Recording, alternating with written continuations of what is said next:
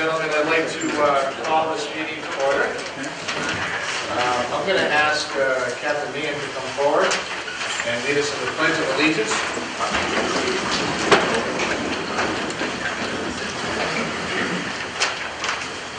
Pledge allegiance to the flag of the United States of America and to the republic for which it stands, one nation, under God, indivisible, with liberty and justice for all.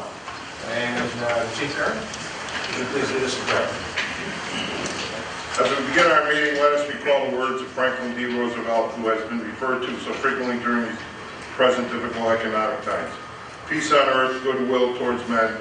Democracy must cling to that message, for it is our deep conviction that democracy cannot live without true religion that gives a nation a sense of moral purpose.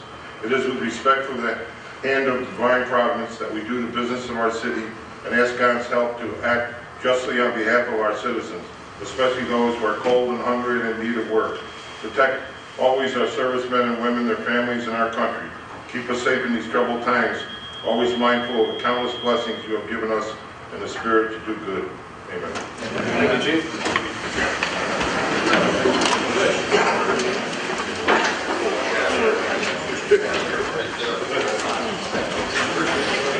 Our legislative assistant is on our way, so we're doing a family emergency, so I'm going to ask Doc to go ahead and call the roll. So we can start. Curran? Here. Haddad? Here. Knapp? Here. Levy? Present. Seabury? Still here. Stanley? Here. Taylor? Here. Ola? Here. Cabo? Present. Callis? Here. Negushev? Present. Sadi? Present. Visconti? Here. Darcy? Here. Wetmore? Present. Nero? Here. Perkins? Present. Chenise? Present. Costello? Here. Scozzafama? Here. Present. There being 21 members present and 0 absent tonight, I'd like to welcome Steve Darcy, our second ward council person who was seated at the special meeting, but is now actually physically here for his first week, so congratulations on your appointment and welcome.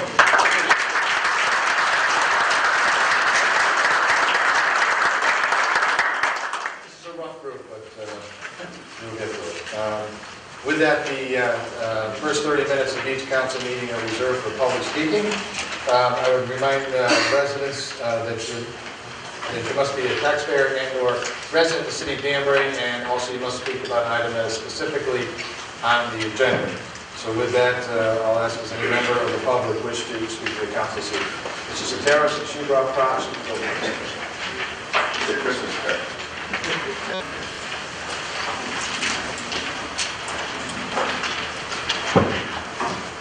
Thank you, Mr. Mayor. Good evening, Council. My name is Charlie Sotero. I'm a property owner in the city of Danbury, Assessor's Lot I-61-230. I rise tonight to discuss 3 agenda items. The first one would be number 17, governmental entities.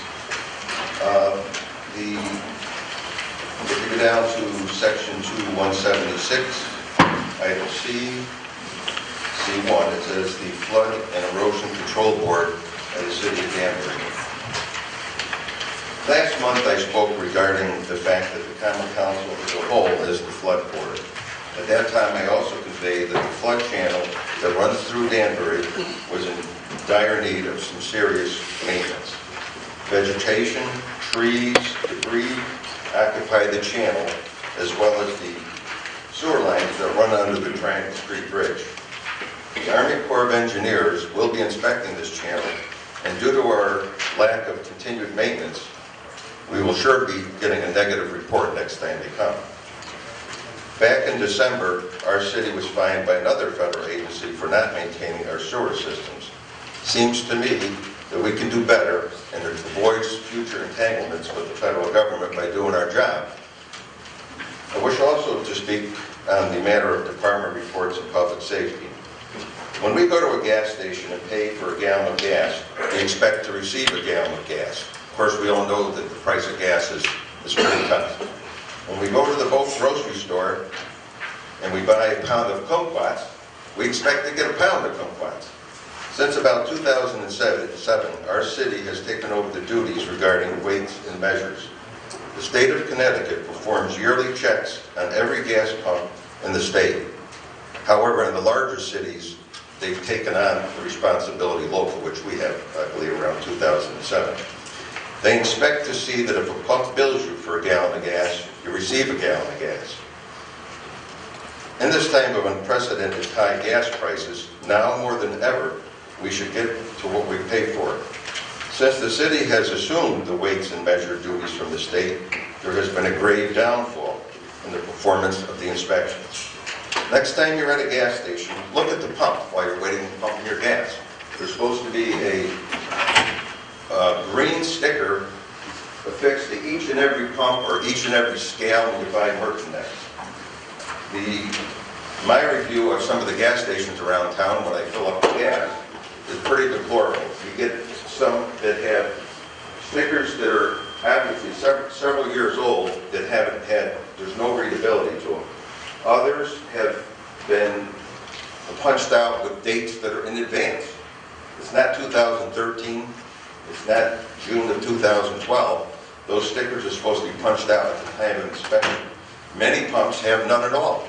So in other words, when you go and fill up your gas tank, you don't know if that pump has been certified in the last year or two. So I'm hoping that we can resolve that and take some affirmative action. It's got to be done. You know, it could be cutting corners, we could be saving money on one hand, but then again, it's not fair for us when we go to a gas station to not realize if you got 10 gallons of gas, you got 10 gallons of gas. Obviously, there's a high motivation for dishonest people. That's happened. We've all seen it where gas stations in New York City are shut down because they were billing you for 1.5 gallons and you were only intended on purchasing 2. So there's obviously a motive there, and I hope we can correct that. I hope we can take firm and corrective action to get that done. I appreciate your time. Thank you. Any questions? I'll be available after the meeting. Appreciate your props. I know our sealer weights and measures is here, and I'm sure he has a rational explanation for that. We'll ask him during the department reviews. Other members of the public who wish to just name and address for them. Good evening, my name is Sean Deacon, 50 Washington Avenue, Danbury, Connecticut. I'm also the general manager of Rosie Tomorrow's Restaurant on Old Mill Plain Road. Tonight I want to talk to you about the development of the acreage on the west side of Danbury that the city is going through right now. Gary Kerr is the owner of Rosie Tomorrow's for the past 32 years, and I have worked there for the past 21 years. Gary and I have seen firsthand what Mill Plain Road has become over the past 21 years. I think Danbury needs to look at what Mill Plain Road is today. Mill Plain Road today is not only the gateway to Connecticut, not the gateway to New England, but it's our main street today. We have concerns. Being the main street of Danbury today, and the rapid growth and development of the west side and over by the mall, of course, the infrastructure has not been improved in years. Many of you know that Gary and I fought the property across the street from us, the Steiner property that was ultimately approved. With this development going on the west side, I believe it will only increase traffic. I know constituents, when we fought the project across the street, are now doing business in Brewster, going up to Joe's Hill, going to Brewster to do their banking, to do their shopping, to do their dry cleaning. We had dry cleaners closed not too long ago on Mill Plain Road. Another reason is, from Ethan Allen to the Starbucks property, all of you constituents have 28 dining establishments that you can dine in. 28. Out of those 28, there are 18 liquor licenses. If we can just blink and look back into the past, 25 to 30 years ago, the mall was built. Businesses left Mill Plain Road. Guess what came into Main Street? We had restaurants. We all can name them. Benedict's, Tuxedo's, Fitzwilly's, Charles, Chow's, The Little Diner. They succeeded for a while, very successful for a while, but they ultimately failed. And I'll tell you why they failed. Because everybody said, oh, there's a lot of people here, let's open up another restaurant. So the 5 succeeded for many years. And then Pittsburgh Paints went out. And then they allowed another liquor license to go in. And then they closed down on the corner. Another liquor license was brought in. That creates what? Burden on police departments. It takes one accident, one fight, one person going across the street and getting hit on Mill Plain Road. As if anyone's been down at midnight in Mill Plain Road recently, you will see it's a pretty dangerous place.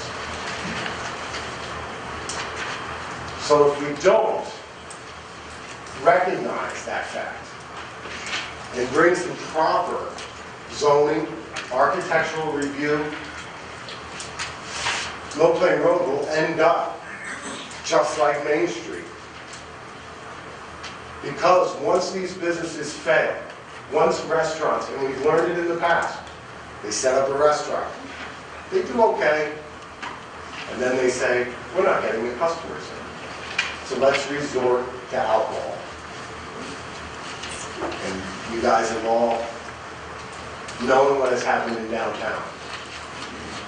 I fear that is going to happen. Maybe not in 5 years, 10 years, 20 years. But Rose and Tomorrow's has been open for 32 years.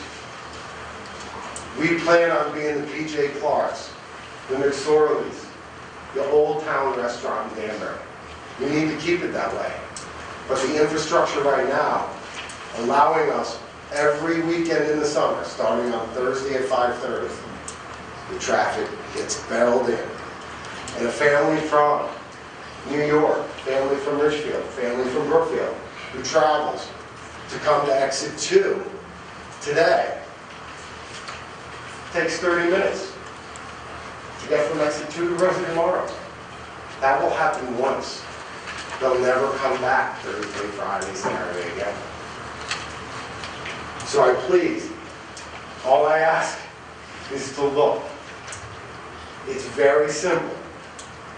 What's developing on the west side and near the mall, we look at Whole Foods. Whole Foods, I'm pro-development, I'm pro-business. But we also have to be responsible. And Whole Foods is going to take away from who? Stop and Shop. In the same plaza, Panera Bread is going in. Great company, I own their stock, it's been wonderful the last couple of years. But I will tell you, they will take away from Bagel Man, 7-Eleven, Starbucks. More liquor licenses creates problems. There are states, northern New Jersey, they have feet in between liquor licenses. Danbury, 25, 30 years ago, guess what? Had distances between liquor licenses. Now, in a short amount of time, we have Molly's, Max 40, Prespa, Spazi's, and then a new restaurant opening up that is next to the mobile oil change.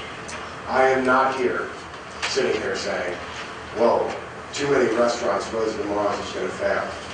I trust me, and I promise you, Rosie Tomorrow's will be open for another 32 years. Thank you. Any other member of the public wish to address it? Mrs. Michelle?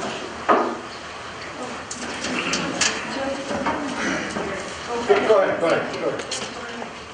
Hi, my name is Liz Goggin, and this is Valerie Dawson. Hi, I'm Valerie Dawson. I'm a property owner here in Danbury. I'm also a licensed practical nurse working at the Danbury Healthcare Center, which many of us are represented here. Liz Carmichael is our organizer. Sorry. No, it's no problem. I hate to interrupt you, but you have to have an item specifically on the Well, agenda. we believe elder care applies to this issue. This is, Yeah, we're it's not not, on the agenda though. But we love you. We love the work you do. You know, 19. we support you. Look, elder care. Elderly services. On services, yeah. I mean, we'll be I'll very give you a quick. minute. How about a minute? So basically, I'll be very quick. I work with the union, with these workers from Danbury Health Care Center. We have 7 or 6 people here, and we've been in contract negotiations for over a year. It's been extremely difficult. Recently, the labor board issued bad faith bargaining charges this week. We'll have a trial in May. But we're not here tonight to talk to you about the details of the contract. Most recently, this company that owns a business in your town has 250 or so employees, both union and non-union, has threatened to shut down the facility. It's an out-of-state company. They own over 100 nursing homes along the eastern seaboard. They own a pharmaceutical company, they own the property, it's a very big corporation. And we bring this to your attention tonight because this is the jobs of your neighbors, and it's the lives of elderly people who, some people have lived there as long as 10 years, and it's their home.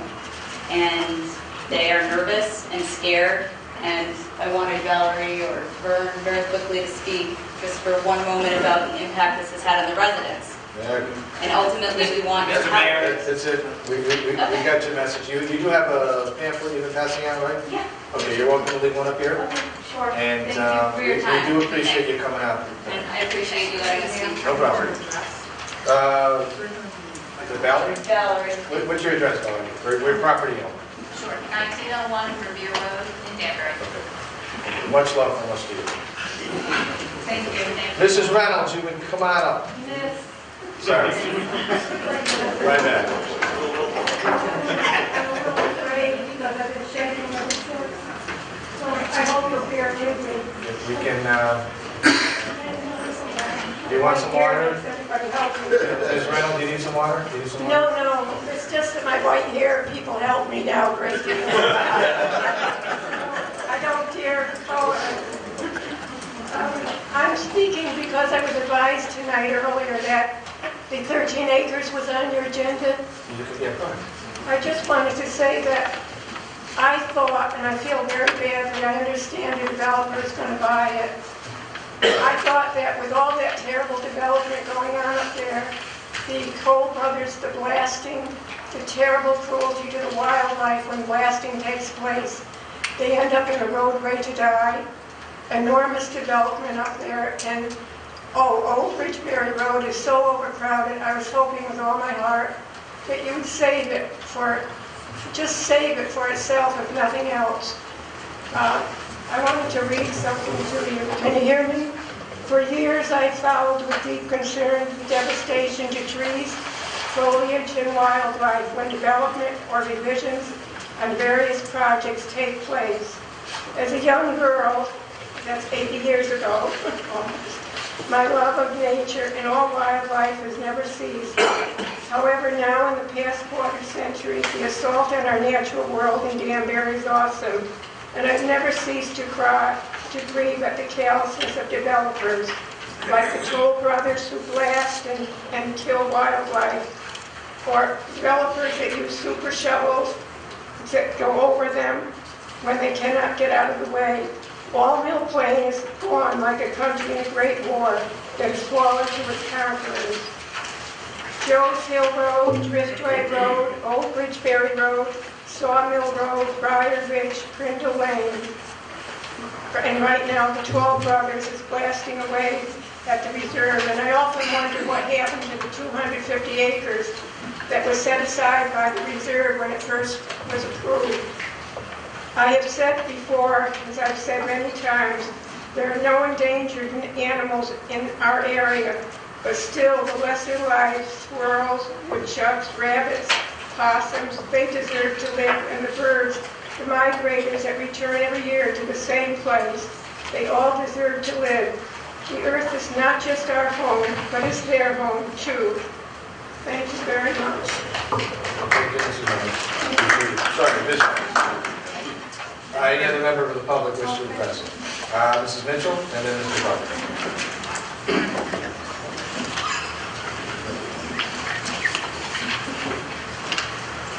Good evening, I'm Margaret Mitchell. My family are property owners, corner of Park Place and Main Street. We pay taxes.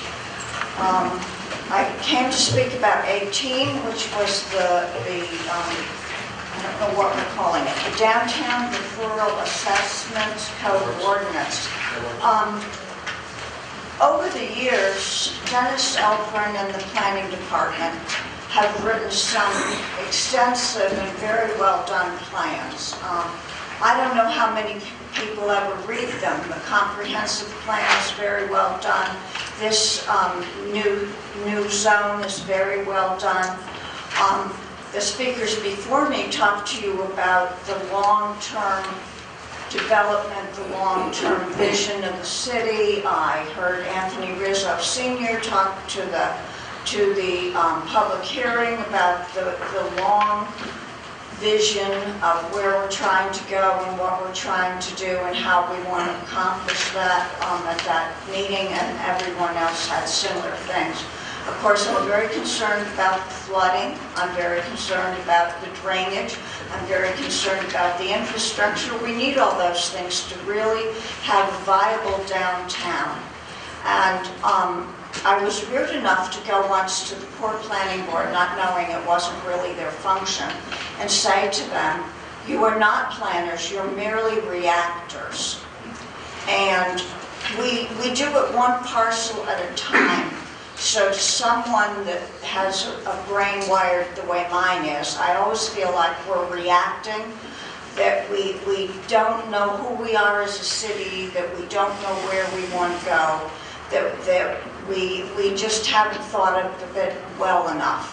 And Mary Reynolds comes and speaks about the furry creatures. I'm not as fond of them as she is, but what I see happening is you develop in the quote-unquote suburbs, and you force the animals into the inner city. The animals really don't need to be downtown on pavement, etc. She's absolutely right about that. And somehow we need to strike a balance with our Yankee desire of individual property rights and city planning. And we've never quite made peace with it. That we're going to try to have some zoning and try to have some planning, because we also believe in individual property rights. And maybe as things get more congested, maybe we can't cling so tenaciously to property rights. But thank you very much. Thank you, Mr. Gardner.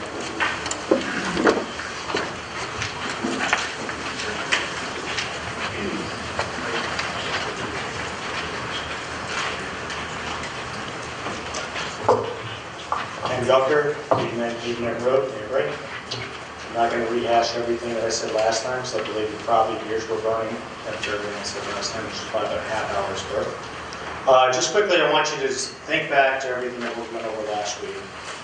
Think about everybody's concerns, and look at I'll talk about 13 minutes again next. Sorry, I said it. Think about everything that was said that night and tonight. Think long-term.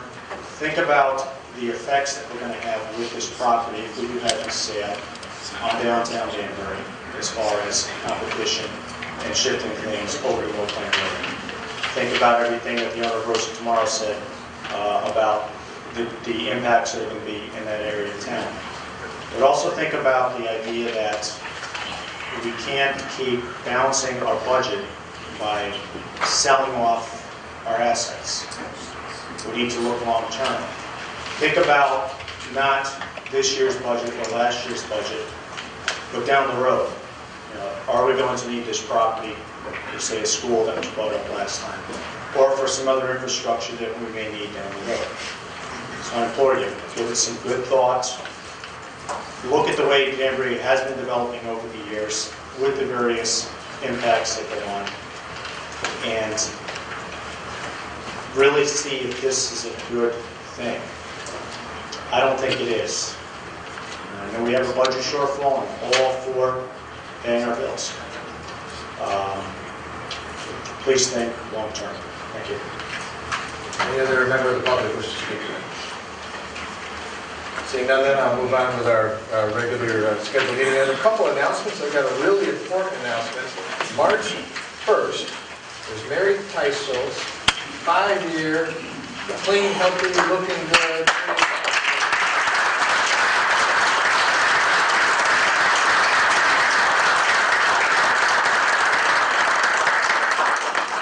Congratulations, Mary. Also on March 3rd, it was Mr. and Mrs. Bill Stanley's wedding anniversary. Yeah.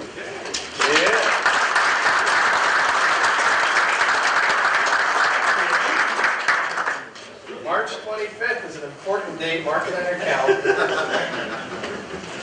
It's Colleen Stanley's 18th birthday.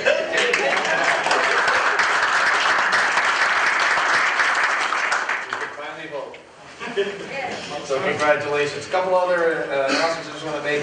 March 8th is the Amber Room Red Cross Heroes Breakfast. That's at the Amber Room Colonnade. It's a good event to recognize our public safety personnel. I know the chiefs will usually attend that, as well as we have one of our own being honored in Lieutenant Bill Bonsberry. Also, March 9th is a grand opening of another new business coming to Danbury, photography. As relocated here, they'll be located at 100 Milford Road, first floor, 9 a.m. If you want to come back for the ribbon cutting, it's always appreciated. March 10th, we have Art for All by the Mercurial Reception at 11 Library Place. This is an extension of the wonderful event the Hispanic Center did this past Saturday night, where they had some terrific art for sale, and of course, raising money for important items. On the 10th is also the Volunteer Firemen's Ball, as well as the Dawes annual Making a Difference Ball. On March 11th, make sure you move your clocks forward, because it's daylight savings time. On the 17th is St. Patrick's Day. I believe, Mr. Hardy, is Sean here? We're doing the flag raising on the 17th on a Saturday, right? Yeah. Okay, just want to make sure that's correct. We're not doing it during the week. That's also the Dream Come True Emerald Isle Spring Gala event on the 17th. We also have Annal's House as our annual spring breakfast on the 24th. We have a police union retirement dinner on the 22nd, and Immaculate High School's gala on the 24th. And then we have our St. Patrick's Day Parade Council. Big grunting. I expect to see you down there at 2 o'clock. It's not a big deal. We start at, I don't know if we're starting at Rogers Park this year. I think we actually finish up at the AOH. Rogers Park and finishing, okay, at City Hall. And then we head up to the AOH to report stuff. So, if you want to come to that, it's always a good time. And that parade's been building a little bit each time. And then there's other items that you see on here. One event I want to mention, one of our city employees, a part-time truck driver, and one of our city employees' granddaughter, Mackenzie Newsom, is very, very sick. We're hosting a fundraiser, Mr. Aguirre, myself, and the Public Works Department at the Moose Lodge. Pasta dinner from 4 to 8, it's $10. If you can come over and make a donation, obviously there's some real challenges there. Where this little girl is only 3 years old and very, very, very sick. So she needs the support of the entire community. And of course, the same night, if you want to go dance through the woods with me, at the Matrix, the Land Trust of Danbury is having a event, and I'm probably honored by them for our efforts in open space and preservation. There's some other events that you see on here as well. And of course, you can always contact Elisa for best times to go, things like that. With that, I don't have any other announcements this evening. Mr. President, minutes, please. Thank you, Your Honor. I'd like to make a motion that we waive the reading of the minutes for the February 7th meeting and the special meeting held on February 27th. And all members have copies, and copies are available in the Legislative Assistance Office. Motion's been made, second by Mr. Perkins. Any discussions, corrections, deletions to the minutes as presented? Seeing none, then I will try your minds to acceptance. All those in favor, please signify by saying aye. Aye. Any opposition? Motion carries unanimously. Mr. Majority Leader, may we have the consent calendar, please? Sure you can. Consent calendar, March 6, 2012, reads as follows. Number 2, receive the communication confirming the appointment of Phil Sir-Minera as a member of the Planning Commission with the term to expire January 1st, 2015. Number 3, receive the communication confirming the appointment of Michael Ferguson as an alternate member of the Planning Commission with a term to expire January 1st, 2015. Number 4, receive the communication to confirm the appointment of Elmer E. Palma as an alternate member of the Zoning Commission. Number 11, receive the communication to adopt a resolution that will allow the City of Danbury Department of Elderly Services to apply for and accept funding through the Peter and Carmen Lucia Foundation. The funding request is $25,000 and there is no city match required. Number 13, receive the report of the Planning Commission and City Engineer and approve the request for sewer extension of 55 Newtown Road, number L12022 and L12023. Number 14, receive the report of the Planning Commission and City Engineer to approve the request for sewer extension at 10 Holly Road, aka 32 Holly Road, K08024. Number 15, receive the report of the Planning Commission and City Engineer and approve the request for sewer and water extension 50 Shelter Rock Lane, L15001. Number 16, receive the reports of Corporation Council, Planning, and City Engineer and approve the rights to drain easement at 66 James Street once the Office of Corporation Council receives the final executed documentation. Number 17, receive the report from the Committee of the Whole to adopt the ordinance of Section 2-176, governmental entities. And that, Mr. Mayor, is the consent calendar. Thank you, Mr. Seaver. Mr. Knapp. Thank you, Your Honor. I'd like to make a motion to approve the consent calendar as presented. Second. Motion made, seconded by Mr. Negrishev. Any changes to the consent calendar? Seeing none, I'll try your minds. All those in favor of accepting the consent calendar, please signify by saying aye. Aye. Any opposition? Yeah. Motion carries unanimously. Madam Clerk, maybe have item 1, please. Communication, promotion, fire department. Dear council members, it is with great pride and honor that I hereby submit for your confirmation the promotional appointment of Captain Bernie Meehan to the position of Assistant Fire Chief. Captain Meehan started his career with the Danbury Fire Department on September 30th, 1985. He came to the department with firefighting and EMS experience from being a volunteer firefighter and also a paramedic in Newtown, Connecticut. He was then promoted to the rank of lieutenant on June 29, 1999, and captain on February 14, 2006. Captain Meehan has devoted his life to the fire service and the community. In addition to his many roles in the Danbury Fire Department, he is chief of the Roxbury Ambulance Company and is also the emergency management director for the town of Roxbury, where he resides. His many activities and service have made him very well known in the state of Connecticut's firefighting community. Additionally, as an accomplished photographer, Captain Meehan has contributed to many fire journals and local newspapers and is the press liaison for the Danbury Fire Department. He is a hazardous material technician and a fire instructor. He has received many awards and commendations, including the Firefighter of the Year, and has received the rank of #1 on the Assistant Fire Chief eligibility list. As demonstrated from this brief summary of Captain Meehan's accomplishments, his dedication, knowledge, and strive for excellence will enable him to achieve great success in this position. Thank you for consideration of this appointment. Sincerely, Mark D. Boughton, Mayor. Thank you, Madam Clerk. What's your pleasure, Council? Mr. Calvert. Buckle up, folks. It's going to be a bumpy ride. Very rarely in life do you have the opportunity to have the microphone with Captain Meehan and him not be able to say anything back to you. The members of the department that are here with us tonight can extremely understand that and appreciate that. But I will tell you, I worked with Bernie for 25 years in the fire department. I swear, I think he was probably born with a stethoscope, an axe, and an air pack on. He has lived, breathed, and eaten the fire department more than anybody I've ever known in the fire service. And I agree with the mayor in his letter here tonight that, this summary of his is very brief. Captain Meehan is very talented and has had a great career in the fire service. He volunteers in other towns. He's asked to serve on a lot of committees and commissions, and I think this is a great choice. I'm happy that he placed number 1 on the exam, and I congratulate the other candidates for applying and testing for the job as well, and I wish them luck in the future.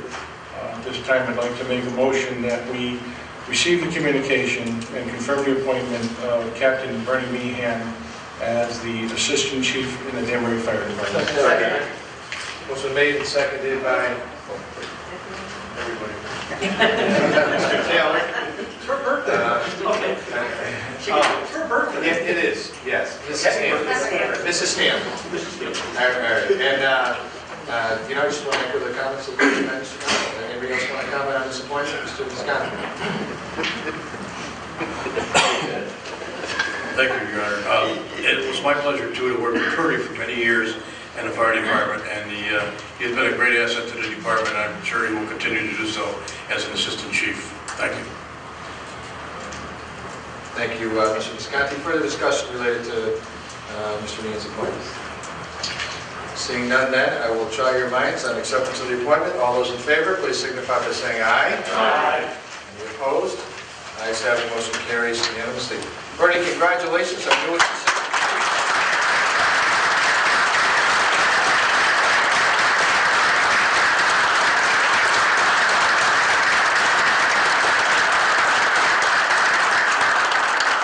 I just want to echo the comments made by Mr. Cabo, but we are blessed with an outstanding fire department led by outstanding officers, particularly at the senior level department. All of them work every day to make it a little bit better for our residents in the city. They are great at solving problems, whether it be a medical issue or putting out a large fire. We're blessed to have people that know how to get it done. And so, Bernie, you joined a really lofty company there, and I know that you'll live up to the expectations that, including Steve Williams. We know you'll live up to that expectation, and so congratulations to you and your family. I don't know if you have anybody you want to introduce here, since nobody came. Okay. I think we have another chief here, though, no? Do we have another chief with us tonight, or no? Chief Harold? Richie Kalpa from the Water Department. Oh, okay. Well, thank you and welcome. So, and Deputy Chief Guido, all the way over on the side here. So he's your management problem now. Jeff and I are going to the seminar. So congratulations, Bernie. Godspeed to you. Let's see, Madam Clerk, items 2 through 4 were consent. Item 5, please. Communication, donation, fire department. Dear Mayor Boughton and Danbury City Council, I respectfully ask that you allow me to accept a donation in the amount of $2,000 from Boeing or England. The donation is given to the department to support 3 members of the department in attending the International Hazardous Material Conference in Baltimore, Maryland in May of this year. This conference, sponsored by the International Association of Fire Chiefs, is a premier learning opportunity for our hazardous material technicians. The conference, held over 3 days, will present the industry's best practices for fire department-based hazardous material response teams. Should you have any questions, please contact me. Respectfully, Jeff Harold, Fire Department. Thank you, Madam Clerk. What's your pleasure, Council? Chief Curran? Thank you, Your Honor. I'd like to make a motion to receive the communication and accept the generous gift of $2,000 from Warren and Ingham to support 3 members of the Danbury Fire Department to attend the Hazardous Material Conference and to send appropriate letters of thanks. Motion made and seconded by Mr. Negasheth. Any discussion about this particular item? Seeing none, then I'll try your minds. All in favor, please signify by saying aye. Aye. Any opposition, signify by saying nay. Ayes have it, motion carries unanimously. Madam Clerk, we are on item 6, please. Communication, sidewalk and hydrant easement for East Eastbound Road. It's your pleasure, Council. Mr. Negasheth. Thank you, Your Honor. I'd like to refer this to Corporation Council, City Engineer, and Planning for reports. Seeing no objection, it is so ordered. Madam 6, item 7. Communication, sidewalk easement, 27 through 29 Tamarack Avenue. Pleasure, Council. Sorry, Your Honor. I'd like to refer this to the Corporation Council, City Engineer, and the Planning Department for reports. Seeing no objection, it is so ordered. Madam Clerk, item 8, please. Communication, request for sewer extension, 3 Scupper Road. What's your pleasure, council? Mr. Knapp? Thank you, Your Honor. I'd like to refer this to the city engineer and planning for reports. Seeing no objection, it is so ordered. Madam Clerk, item 9, please. Communication, request for water and sewer service for Candlewood Park. What's your pleasure, council? Mrs. Stanley? Thank you, Your Honor. I'd like to send this to an ad hoc to include Corporation Counsel, City Engineering, Director of Public Works, and a report from Planning Department. Ad hoc should consist of the following: Mr. Calvo in the chair, Mr. Wetmore, and Mr. Sadi. Madam Clerk, item 10, please. Resolution, Downtown Special Services District Tax Levy.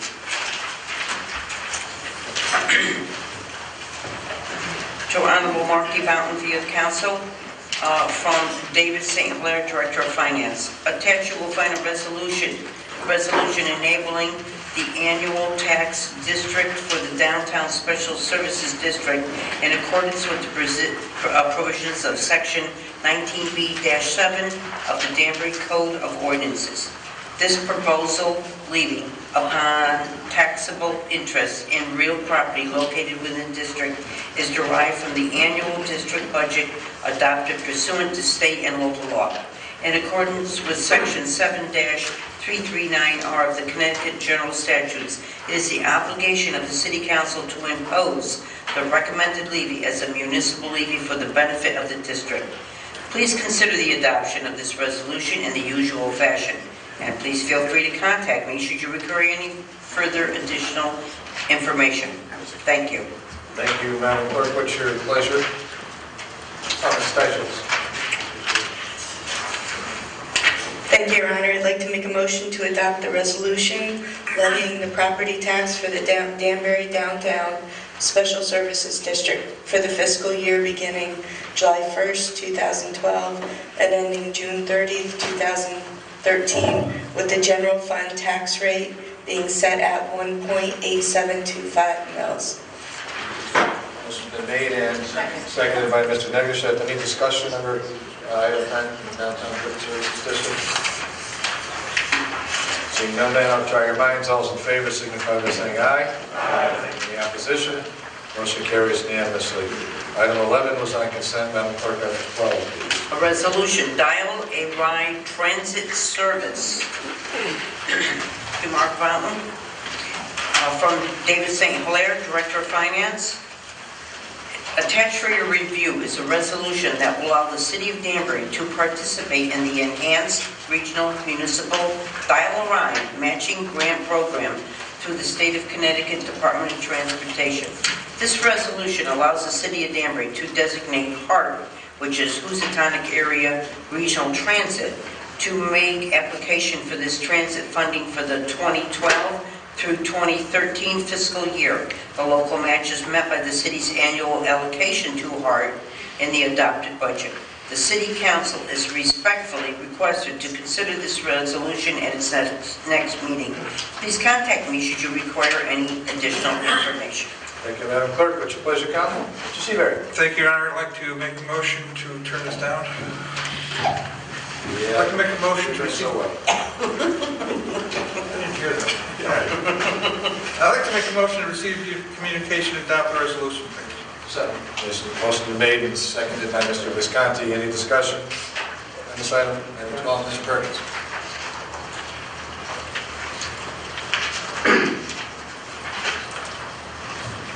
Thank you, Your Honor. I just had a couple of questions. What is our portion of the local match? I'm not sure if you can address this, or Mr. St. Hilaire, through you to the chair.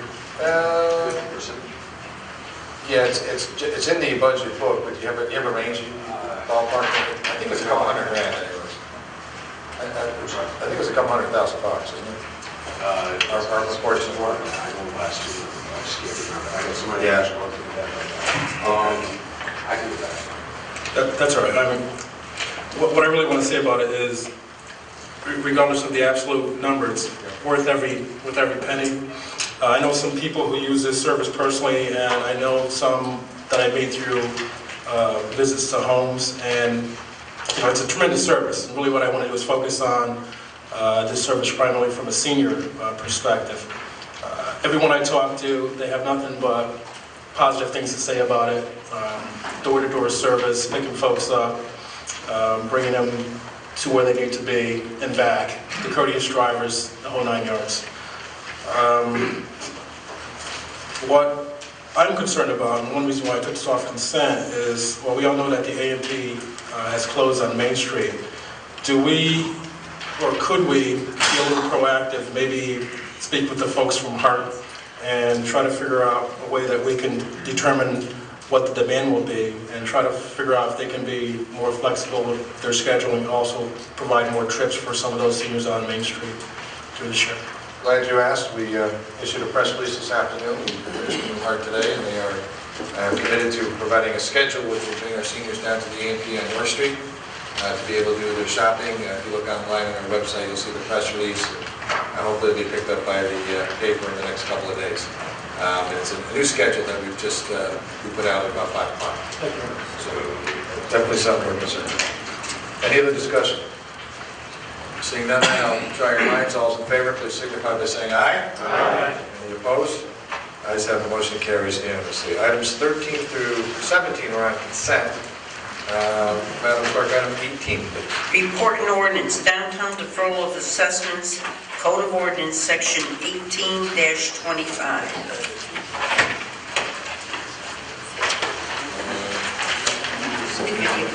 Go ahead, Mr. Levy, you're on deck.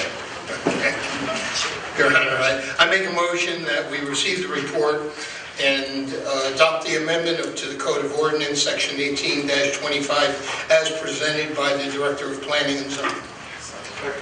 Motion made and seconded by Mr. Perkins. Is there any discussion related to this item? Mr. Rotello.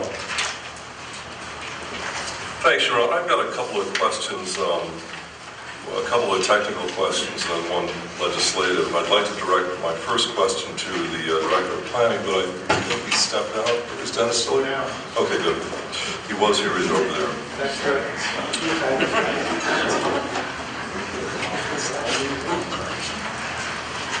Yes, sir.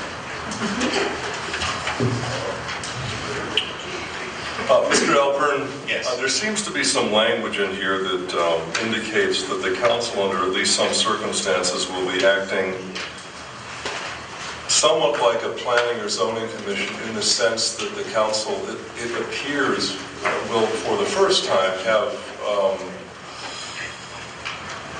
rights to accept or deny a petition. Is that more or less correct? I'm not talking about the legislative part. I'm not talking about a petitioner coming to us as a body requesting a tax deferment. But there seems to be some language in here that implies at least that we would have some say over architectural features and perhaps even the structure of the petition itself in terms of the building. And I don't believe that the council has ever done that before, so if you could perhaps expand. Well, what we're saying is that you have the right to see what they're proposing to build, so that you're not offering a tax deferral for schlock development. That's what we put it in there for. So that we could, if I may, we could base a denial not only on, on the... Well, you can turn it down for any number of reasons, but certainly for that. But right here in the proposed legislation, we could essentially have a veto power over something as capricious as the architectural features, if that's what the body wanted to do. Yes. Well, the veto power would be for the deferral. They can still do it, we wouldn't just incentivize. Oh, yeah, yes, they could still, I mean, they still would come into my department for site plan review and approval and perhaps the planning commission. But insofar as the deferral goes, yes, if you don't like the looks of this building, you can turn it down. And I think you ought to have that authority. Now, we had, if I may continue, we had created an architectural review board several years ago. I'm not sure it's actually met, but wouldn't that be the more appropriate vehicle for this instead of the council? Shouldn't this at least stop at the architectural review board and then perhaps they could issue a report to us instead of us having to get into the minutiae of these projects? Well, you can certainly refer it to them for a review and report. Or to my department. Gotcha. Okay. Thank you, Mr. Elbert. Now, if I continue question to the city council.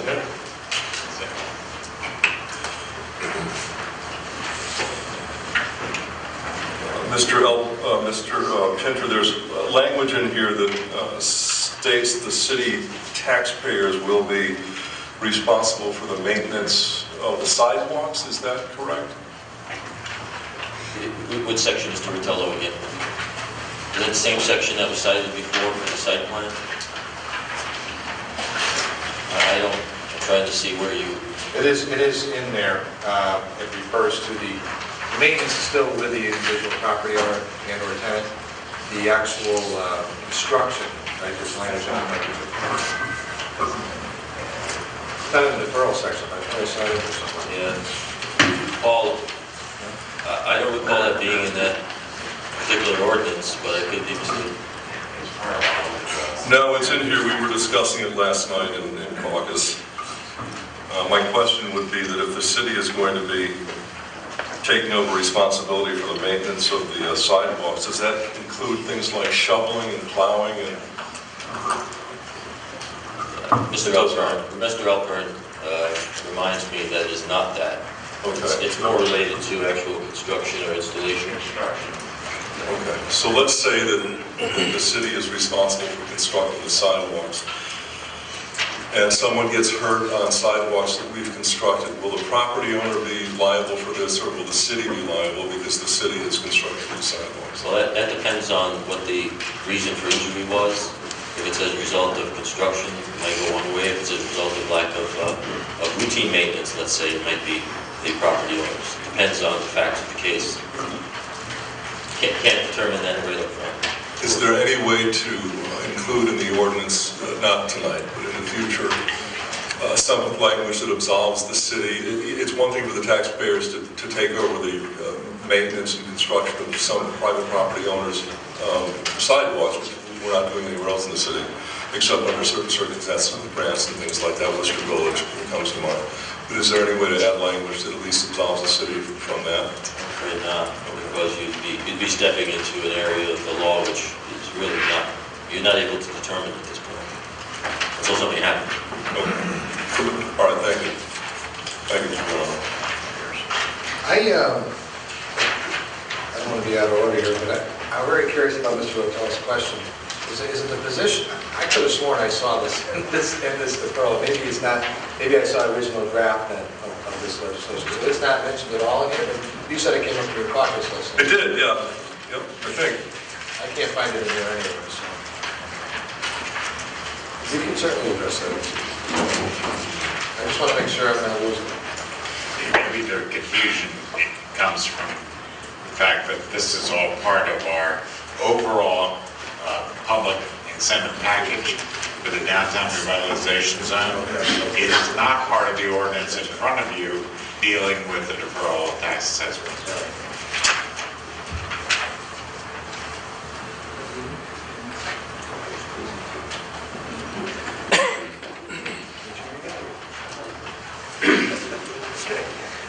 Further discussion? Mr. Sada. Thank you. Just a technical issue with regard to Scribner's to Corporation Council, just to highlight the fact that because of our charter change and name change of this body, we're seeing in a lot of documents Common Council and City Council interchangeably. Well, we understand that. We don't want down the road people to run into any confusion of the legislative intent that there's supposed to be two different bodies. I know this sounds silly now, but you never know years from now when people are interpreting ordinances where they may go with it. So just want to point that out. I'm sure that in a final draft, when it's promulgated, that City Council will replace Common Council. Yes, yes. In all places, by the way, as time goes on. Any further discussion? Mr. Alpert? I'm not sure what you got, but what I said, in the end, throughout all of 1825, all citations of the planning department shall be changed to Department of Planning and Zoning, looking after our own, and all citations of Common Council shall be changed to City Council. Thank you. Thank you. Any other discussion related to this ordinance? Being done then, I'll try your minds. All in favor, please signify by saying aye. Aye. Any opposition? Motion carries unanimous. Mr. President, department reports, please.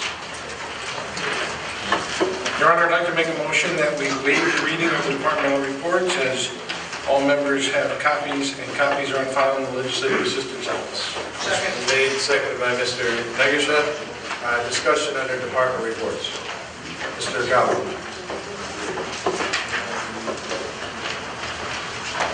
It's becoming a monthly event for me.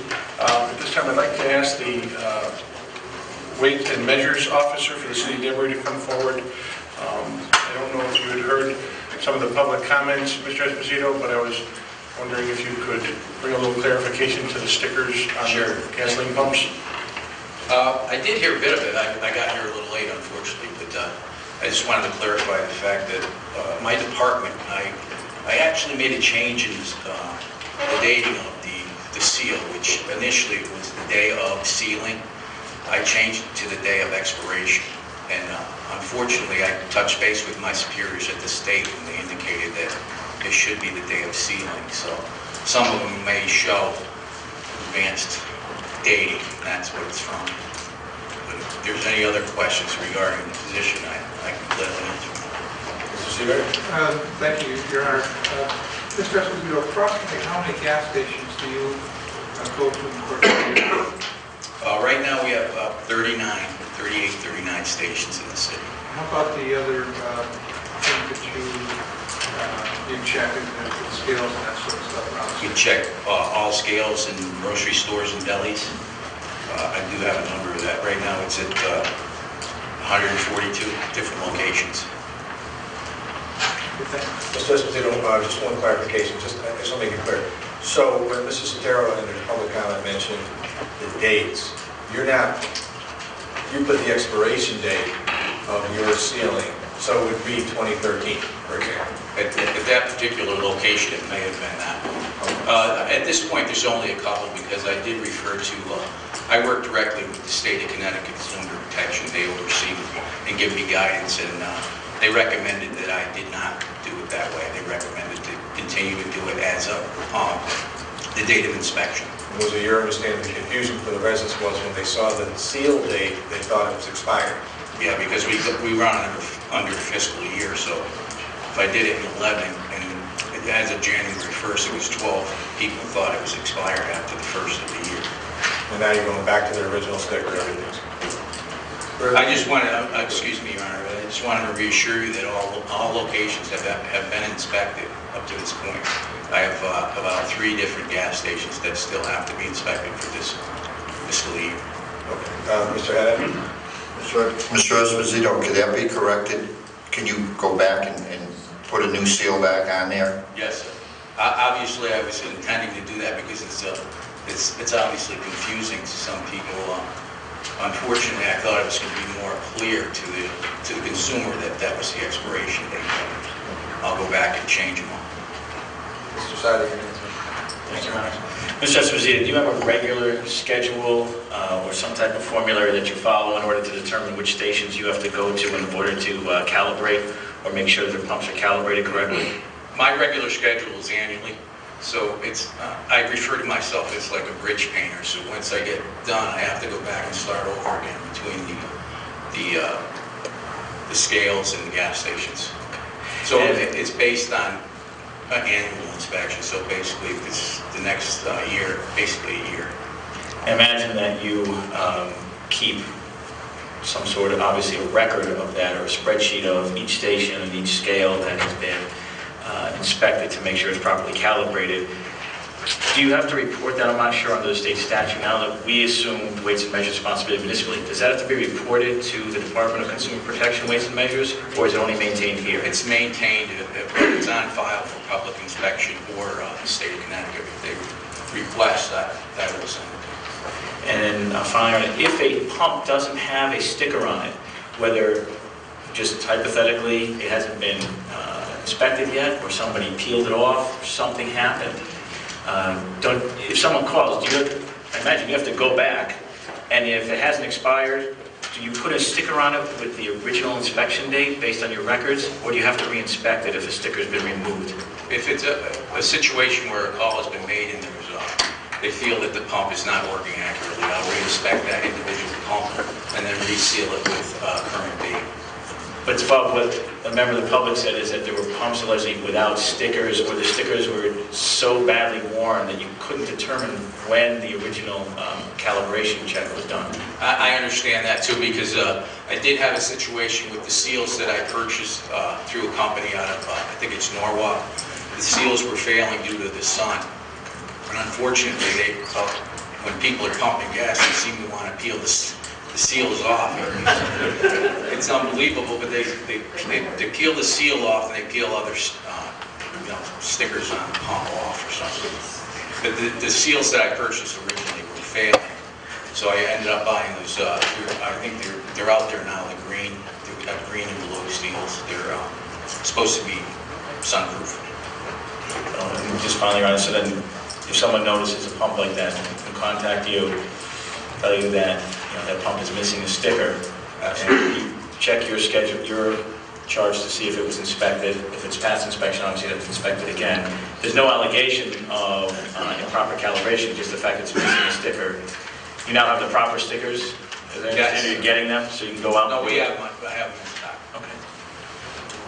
Any other discussion for Mr. Esposito or other than Mr. Scott? Mr. Esposito, just for the clarification of some of the newer council people and our newest council person, when you refer to the "we" in the Weights and Measures Division, you mean you? Yes. Correct? I just want everybody to be clear on this. Try to feel a little more important like that. Understood. Thank you. He's a department head and sole employee.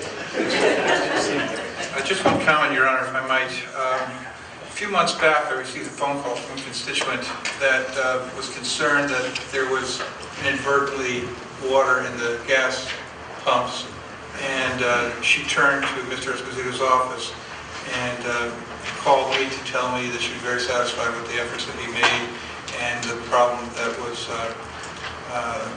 caused to her vehicle was rectified at the gas station's expense. So I'd like to commend him on his efforts for that. Thank you.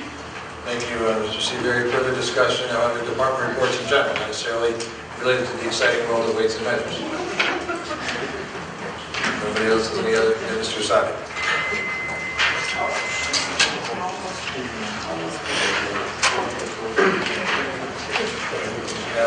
Reed's here, I think, or less might be able to address. Or less. Following up on some members, thank you, Your Honor, if I may, on some comments made during the public speaking section. There was concerns and questions regarding the council's flood control authority, in particular with regard to upcoming Army Corps inspections. I take that as being true that we do get periodically inspected. I'm not aware of that personally. But either Mr. Corey or someone could address the issue of how the city goes about ensuring that our flood control mechanisms are functioning properly. And if they're not, I imagine those items come like the e-stitch to the council. We do bonding, we try to follow up on that. But we don't have a standing committee that investigates that, so we rely on our departments. If you could flesh that out a little bit, please, for me. Just to set the table, and others can address the details of it, but you do have a statutory enabling legislation that you did adopt about 20 years ago in the code, which provides for the establishment of the Flood Control and Erosion Board as the city council, so you are the designated board in that respect. So you should and could get periodic reports. It may have been in your reports over the many years since that ordinance was in place. Exactly how often reports, inspections are done is something that I have to allow the departments, including the health department and related Environmental Impact Commission, engineering, and others to address specifically. We can get that information to you if it's not available up to tonight. Follow up, Your Honor.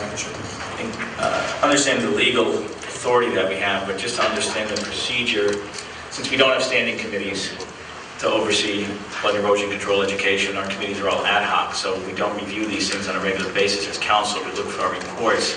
I imagine, and I don't want to put anybody on the spot because I didn't talk to anybody in advance about asking this question. which department is charged with inspecting and then providing reports of concern as it relates to the majority of flood controls in particular? I imagine it's the, I don't call them the ditches, but the drainage systems and flood controls put in post-55, and then improvements that have been made since then in the Public Works Department, and that's included in departmental reports. Is that correct? I would say the Public Works Department down to the Engineering Division would probably be appropriate, and there would be some adjunct jurisdiction by Mr. Baruti in the Health Department as well. I imagine they work jointly, and to wrap it up for you, Tom, that those departments would provide some form of a report to you and seek a request for the council to review that report as that Flood Erosion Control Board, and then the council could review it and make some decisions. A final question, Your Honor. So going back to the initial issue of an inspection or review by either Army Corps or some federal agencies or departments, is something like that pending soon or in the near future? And if so, are we in a position where we have either inspected or begin an inspection in anticipation of their inspection?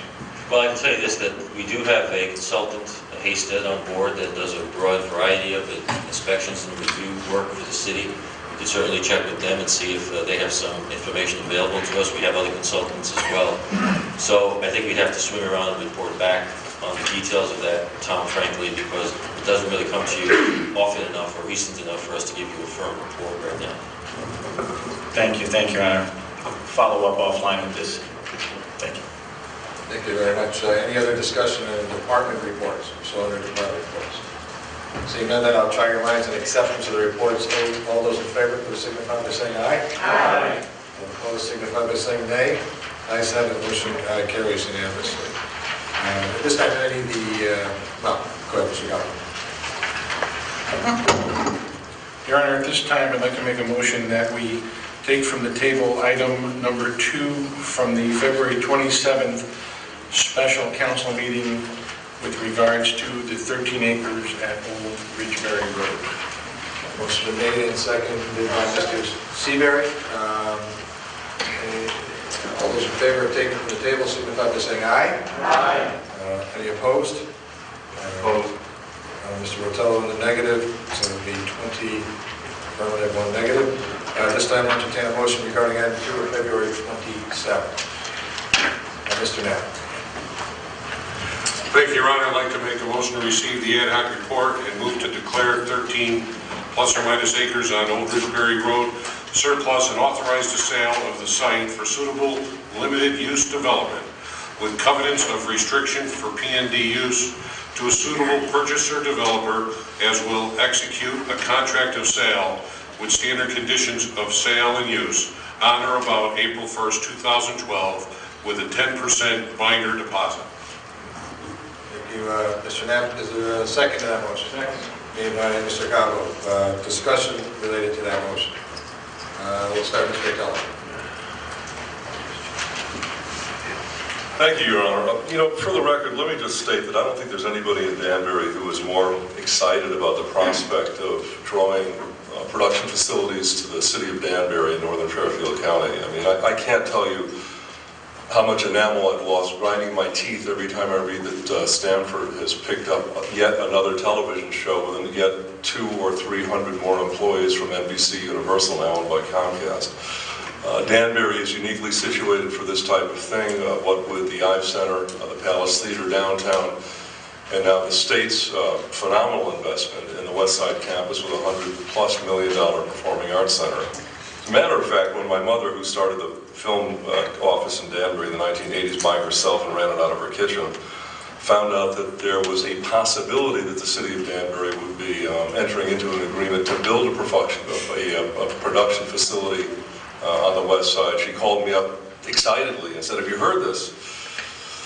And, I said, "Yeah, and I'm voting against it." And she said, "What are you talking about? You've been working for this your whole life." I said, I have, but this is not the right place for it. And let me explain. We are experiencing a profound growth on the west side, what with the reserve and other projects in the vicinity. And we are going to, at some point in the future, probably sooner than later, need 5, 10, 15, 20 acres for a public school, which we will have to purchase. And who knows what the price of that land is going to be. I don't know, but it will be certainly in the millions of dollars. We own this parcel now, and we can reserve this parcel for future use if we don't sell it. Now, a couple of years ago, the proposal was to lease it. And while I didn't want to give it up for 100 years, I have to say, or 50 years or 20 years or whatever the ultimate terms of the lease were going to be, we never got to that point because the proposal was withdrawn.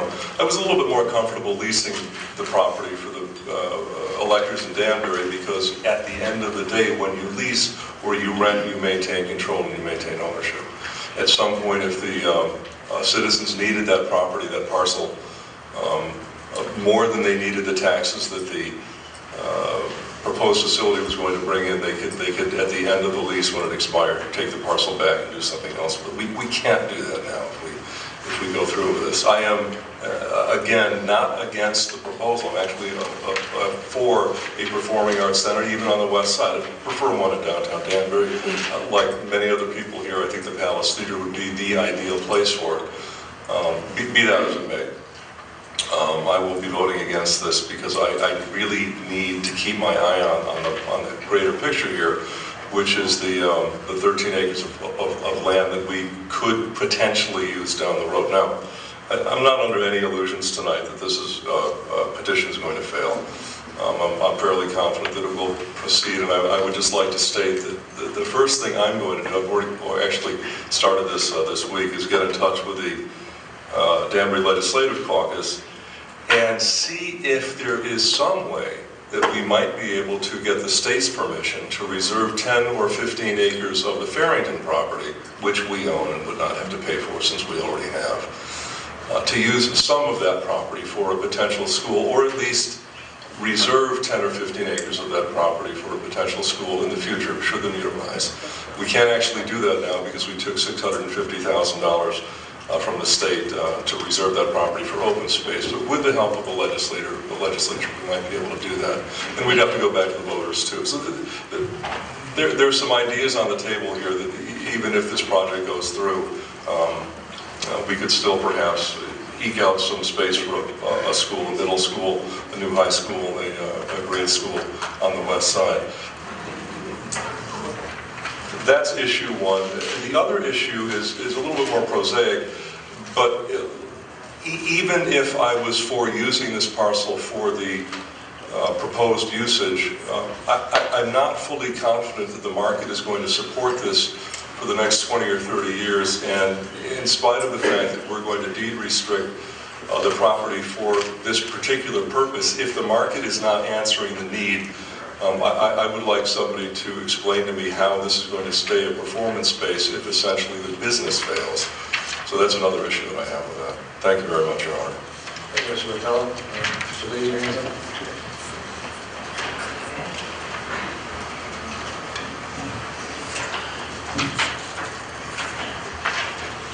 Thank you, Your Honor, and thanks to our President, Joe Cava, for tabling this to give us a chance to address the concerns of the people that were at the public hearing. But I was in on actually the acquisition or the development of this property, the reserve, early on, and I think for those people that don't understand, you should understand a little bit about the history of the property. I think it will kind of lay out what it was approved for a long time ago and what we expect to happen out at the reserve. In or about 2002, this property was given to the city of Danbury as part of a proposed master plan for the development of what was called the reserve by the Woodland Group 2 LLC. Also, the city was given several $1 million to help in the development of the property and to help defray the cost the city may incur during the development of the reserve. The city's original idea was to have a minor league baseball team and stadium, such as Waterbury and Bridgeport had. After careful review and talks with some team owners, The idea was scrapped for lack of a viable business plan. The next plan was for a firehouse. Here too, after careful review, the plan was scrapped in favor of building Engine 26 on city-owned property at the airport. Recently, an option was given to a developer to explore the possibilities of construction of a multi-use sports arena.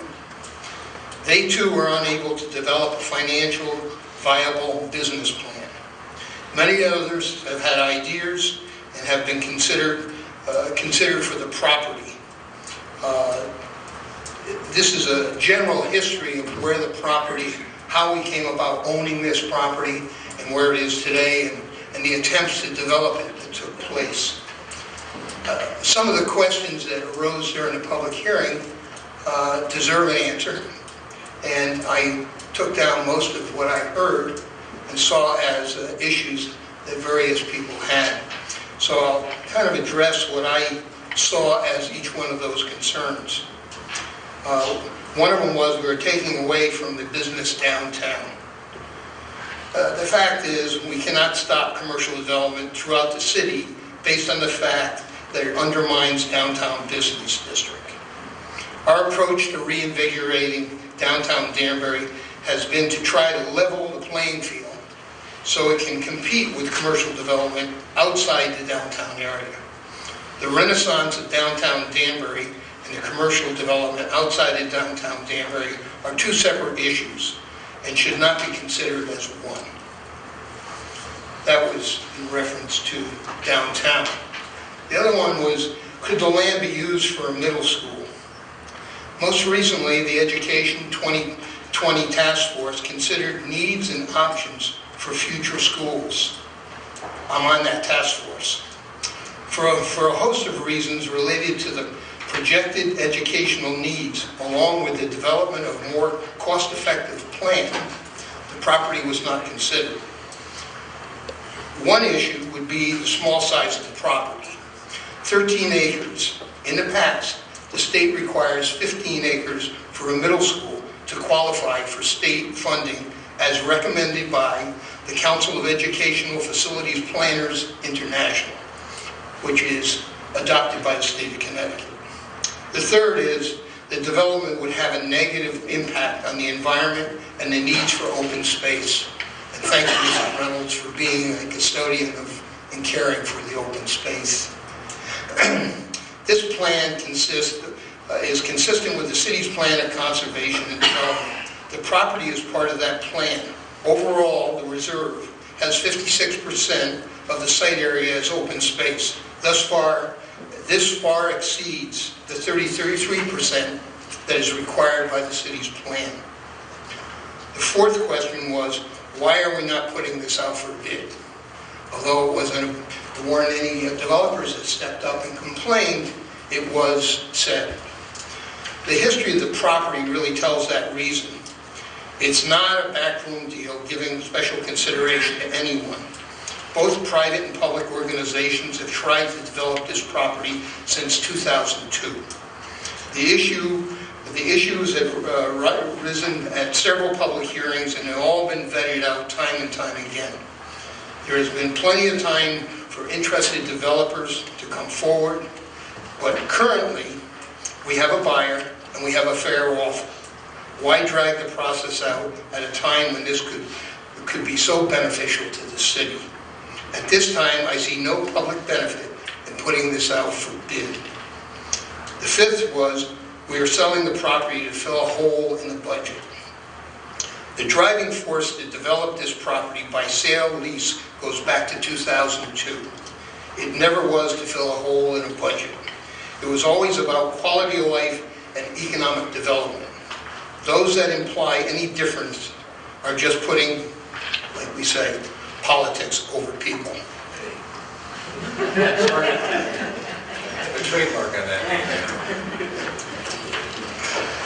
My conclusion was there's always those people who will rise and raise all kinds of issues on why we should not sell a property. They range from, we should hold on to the property for future use, or I don't like the way the words are in the contract, or the price is not right. I respect all those opinions. But the facts are, none of those reasons are big enough to offset the value of selling the property.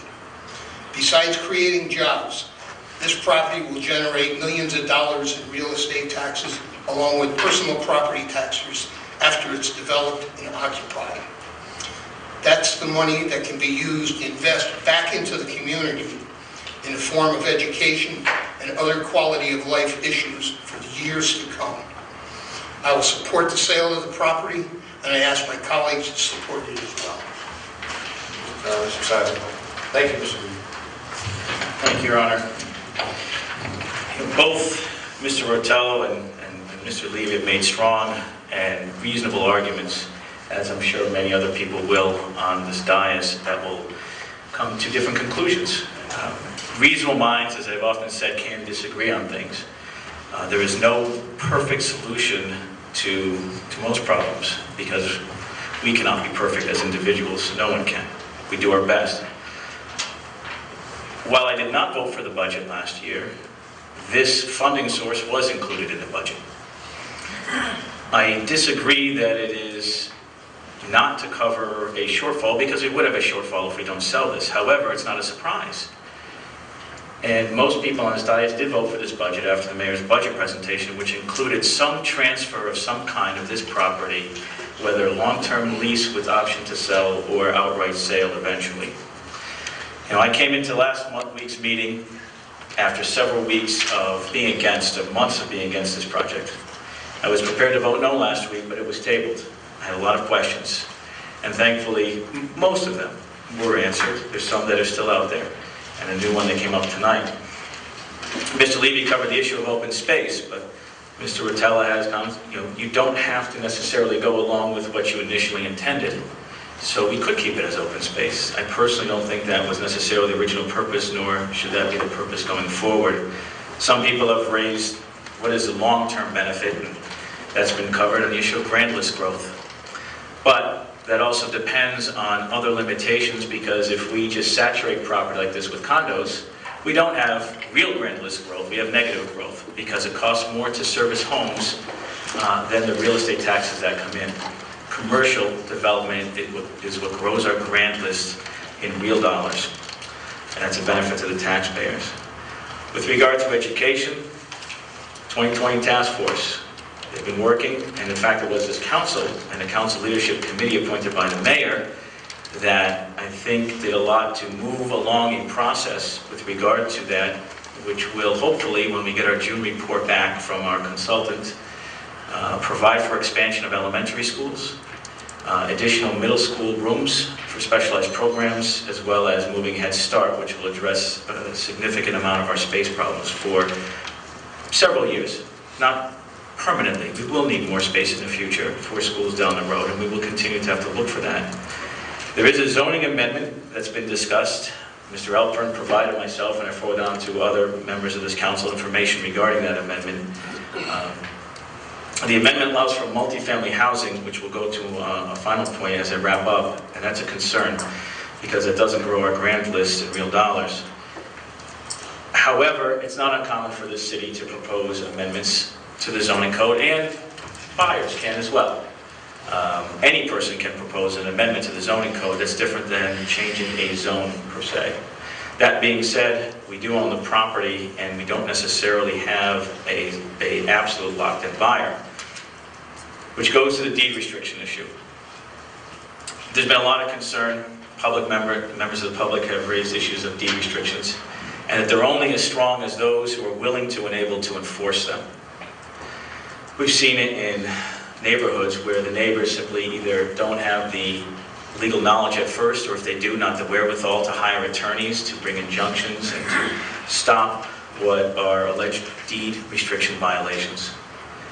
That being said, it'd be my hope that if there is a deed restriction, which there should be, so that we don't have an overabundance of multifamily condos saturating this property and reducing our real grand list growth, a deed restriction that addresses that and enforced by the city as a stakeholder, whether on an immediate purchaser or any subsequent purchasers. And I hope that whether it's this mayor or other mayors down the road, and members of this council, that we will enforce that.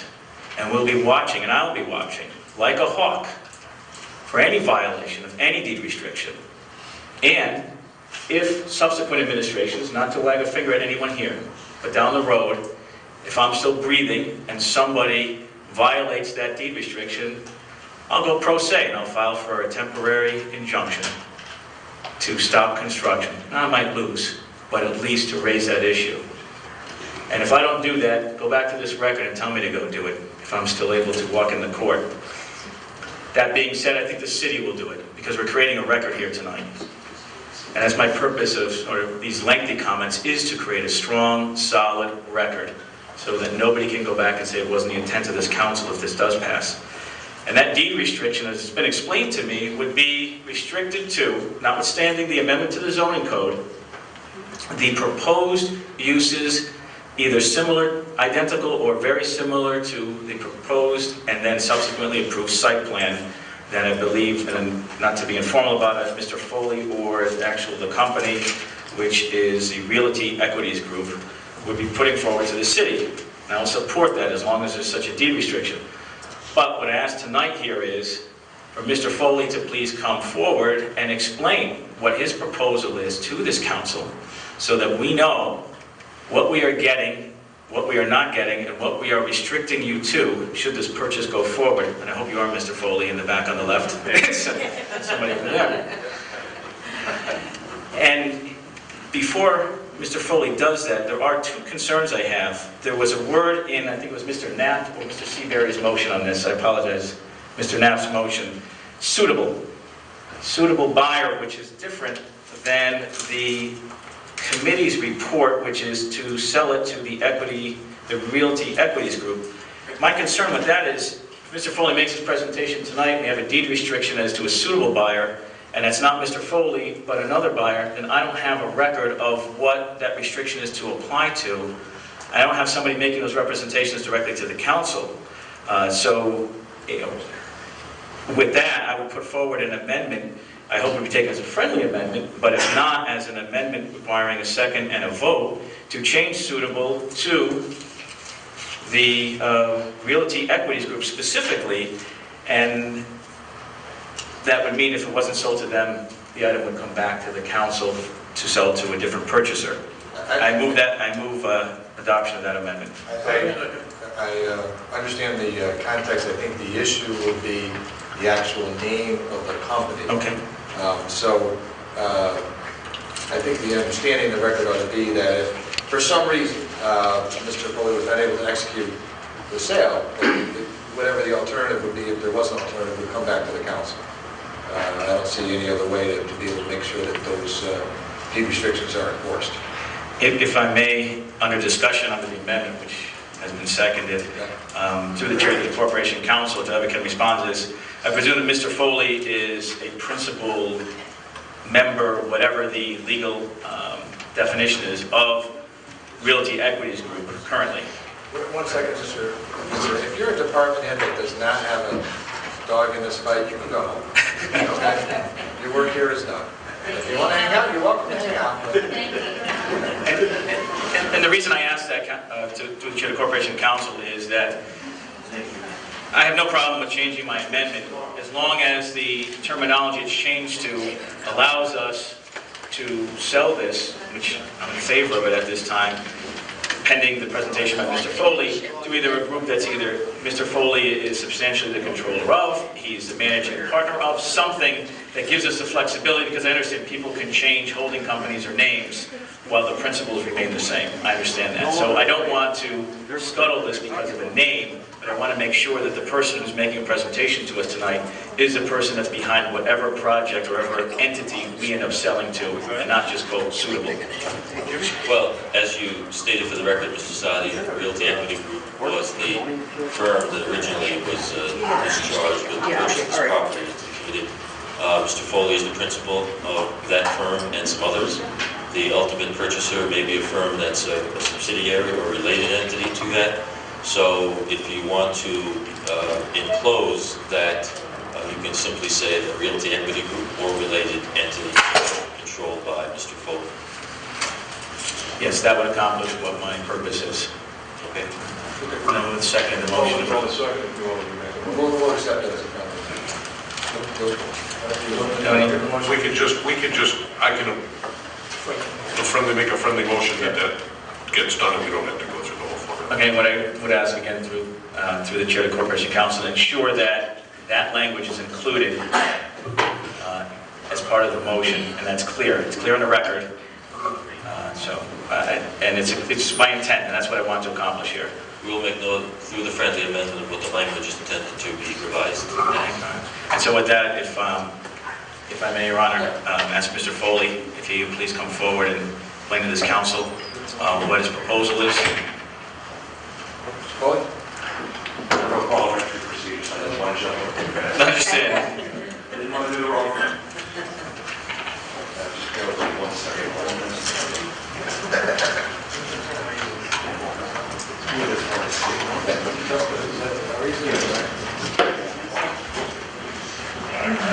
Is that yours, Mr. Stern? No. We can use this easel over here if you want. Okay.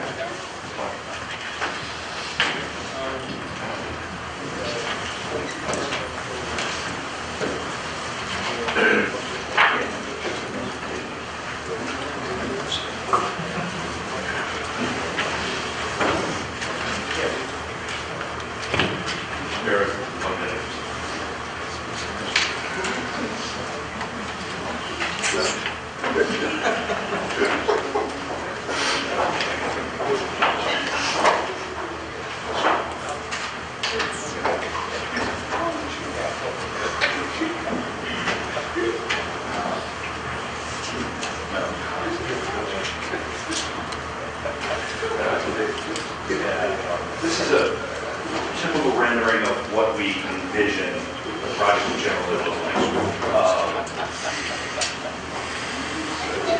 We envision the project to be a combination of what is currently called in our industry a lifestyle center.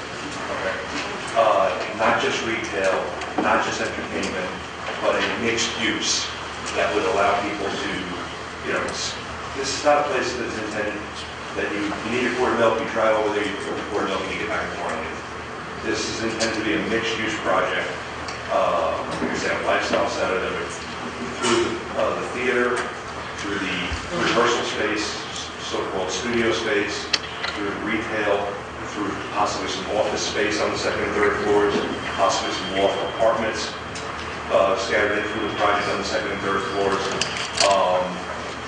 A mixed-use project that encompasses several uses and each use complements another. Just get a little closer to the microphone. Oh, I'm sorry. I was paying too much attention to these. New England architectural style in nature, similar look to this, shingle style architecture, varying, floor levels and so on. Probably not to exceed 3. I believe that's what the zoning calls for. And, we envision this the kind of place where you might do some shopping, you might go see a movie. On a Thursday night, there might be a high school quartet or something there one night entertaining, after dinner or something, out in a village green area, that type of thing. Someplace to, a gathering spot. So that's what we're, I'm happy to answer any questions, but without being too, Mr. Foley, thank you. Do you have a rough site plan? An actual site plan? I'm not asking you to put it up because I would never be able to see it from here. Okay, well, I don't have one with me. Okay. We've done schematic evaluations of the property, and we've looked at several different, possibilities and so on, but until we got to this night and we knew exactly what we were dealing with, we really couldn't take it to the next level. But from that rough plan or your conceptual review of this, you said some small loft apartments potentially, roughly. What are you looking at? You're looking at 100? You're looking at 20, 50? And what are we looking at? No more than 100, probably not 20, because it would be somewhere in between, because what happens is just economically, if you have that small a use, if you had 20 apartments in the overall project, the management costs of running 20 apartments, leasing them, maintaining them, and operating them, and so on, isn't economically a viable, it's too small a use to be viable economically. So not 20 and not 100. And can you tell me the ratio of the square footage of commercial and retail versus what you're potentially allocating towards residential? I would suspect that the commercial square footage, being, and entertainment square footage, theater, studio space, and retail would, it's a percentage. Would be, I don't have a percentage for you, but it would be significantly more than the residential percentage. Further questions? Oh, sorry. Not to Mr. Foley, but to Mr. Elkhorn. Mr. Elkhorn, this is following up on Mr. Foley's statement that with regard to the amendment that you're proposing, that would allow multifamily use in that zone. I'm going to sandbag you with this question, but based on the size of the property and the land which itself is developable versus ledge or wetlands, can you estimate how many, if somebody wanted to saturate this with condos or apartments, how many they could put up versus what Mr. Foley has represented tonight? Of just housing? Housing. The maximum potential. Housing. Oh, 130? Houses or condos? Condos, apartments. Condos. Let me rephrase the question. Whatever it may be, maybe 10 units an acre. Your main constraint there would be parking. Sorry? Your main constraint, as it is with most of these kinds of development, would be the amount of land that's necessary for parking.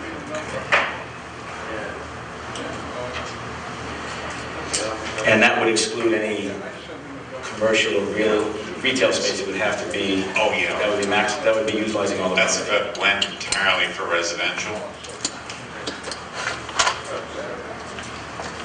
Thank you. Can I just add one thing? Sure. The reason that I put that in our amendment,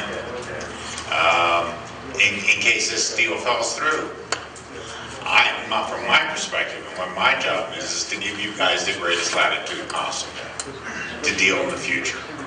Okay? And who knows, you may want to extend condos out there. You may want to keep it as all municipal if this deal falls through. You may want it to be all commercial. And that's why you have the opportunity to specify this in a deed restriction. Thank you. Your Honor, thank you, Mr. Elkhorn. The reason I ask that is my concern and wanting to have the deed restriction in place is, well, to limit the amount of housing we would have there, in particular if it's going to take away from retail or commercial. Again, I'm looking at grand list growth here, not real estate growth or housing growth necessarily.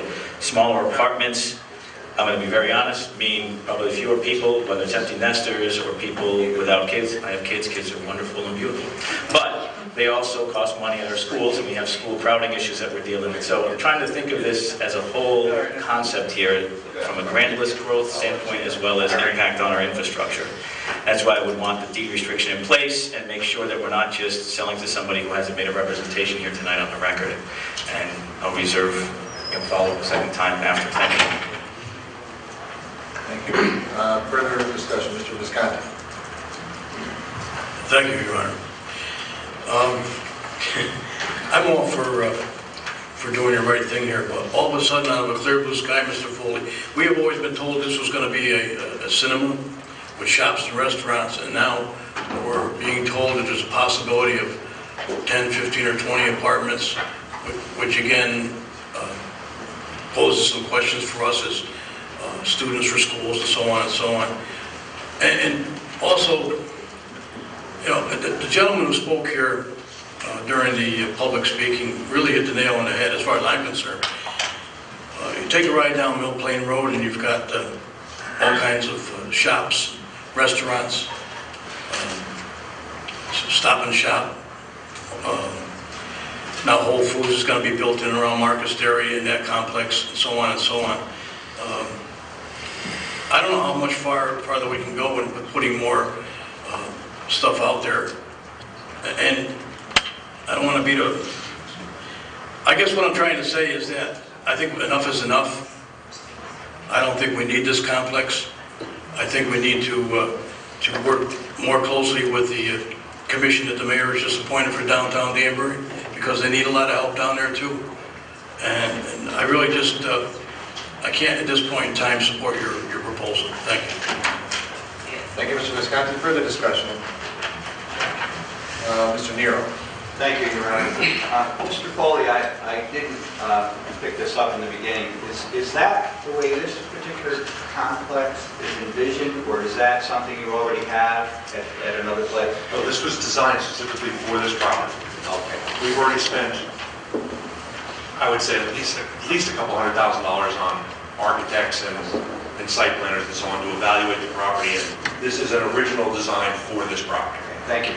And just to add one more thing, I would stress, the entire property, first floor, will all be either some kind of commercial, retail, entertainment. There will be, so any residential that would occur on the property will only be on the second and third floors.